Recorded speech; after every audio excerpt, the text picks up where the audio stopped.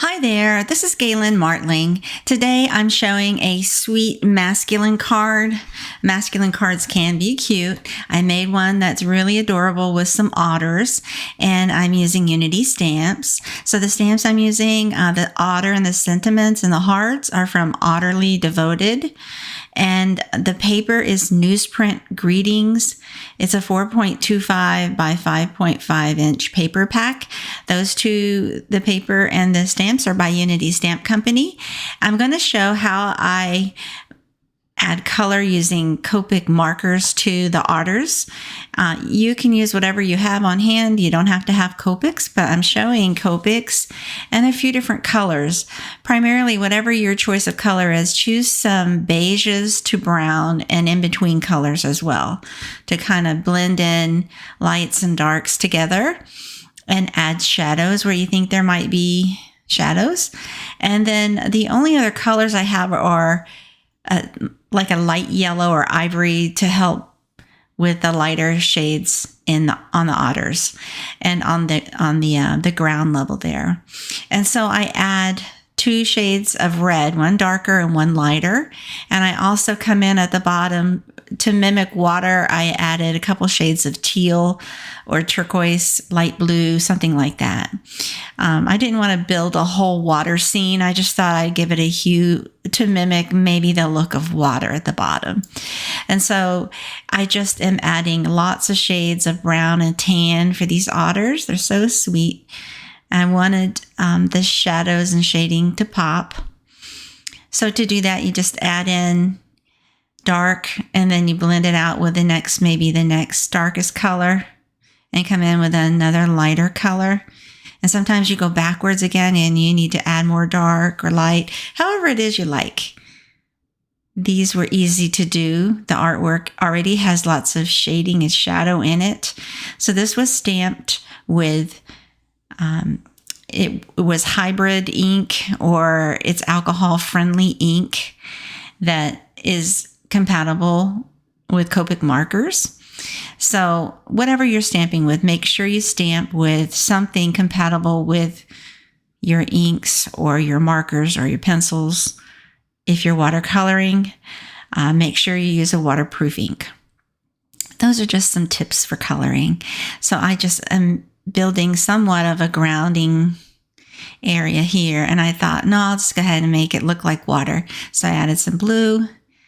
And then I have this colorless blender marker. It's a 0. And you can just soften the edges where it meets the white paper, just so you don't have a harsh line there. And then it wasn't enough blue, so I added some more. Again, it's up to you. It's stamping and paper crafting. It's not meant to be perfect, but it sure can be cute. So here we go. I finished this bottom area, and the stamping and coloring is almost done. I have little hearts I added. These little hearts are part of the stamp set, and you can put them around and stamp them around where you want. And so I added a light red, and then I just dot in a hint of this dark red. I don't color these in solid at this time, and just wanted a whimsical look. And so I stamped this on the side of an A2 card front sheet. These otters and sentiments to the left side, because I knew I wanted to put a border on the right side. So I had this die. This one is by My Favorite Things. It is out of stock, so I do list some alternatives if you can't find this particular one. Sometimes this kind of stamp is included with other stamps and sort of a die set. Other dies here. So I just had this one, and I die cut it, and it looks like a notebook edge. So I'm going to lift those edges up after I add some ink blending around the edges here. So I picked 2 colors of ink blending. I used Distress ink and Vintage Photo and Scattered Straw. And I just lightly added Distress ink, just enough, just to soften the look. And again, this card is going to be vintagey looking, vintage, sort of a distressed look. So I did want to make the edges a little darker, a little a little bit of a shadow around the edges. And this is part of that paper pack. I just cut one sheet in half, and I'm just going to make a border for one side of it.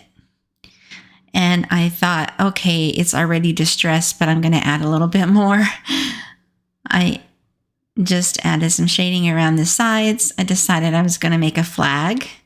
So you just take a little rectangle and then use a scissor to cut right in the center and meet the sides to the ends, and you have a little flag. Very easy to do.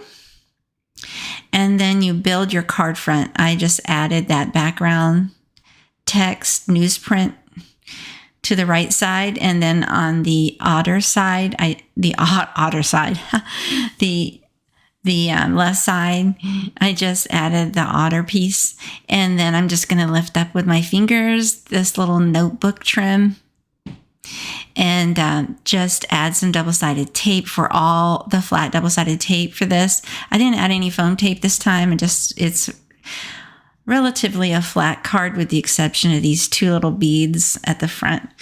I added a brown bead trimming top. I hope you like it and give it a try. Thanks so much for watching.